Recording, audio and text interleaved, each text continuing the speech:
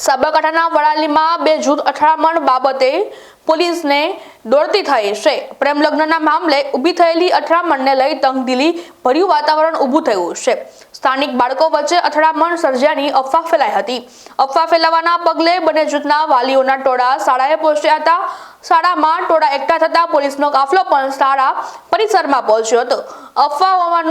અફવા હોવાનું સામે આવતા જ બંને જૂથને સમજાવટથી વિખેરવામાં આવ્યા હતા।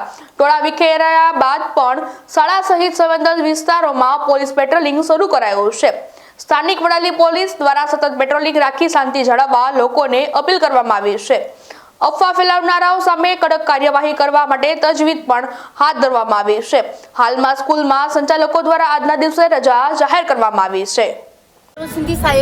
એટલે ડીઝલ પેટ્રોલથી હરગાયું બાકસ મેલી એ બધું જોઈ રહી હું પછી છોકરાને ઉઠાડે સાહેબ હરગી જોયું પછી અને જો ઓલાવા બસ પોલીસની ગાડી આવી ફોન કરે છોકરા હોય પોલીસની ગાડી આવી કે એટલે કે તમે વિડીયો વાયરલ કર્યો છે તમે કાઢી નાખજો કે સારું સાહેબ પોલીસ આવી કા એને એમ કીધું કે બેટા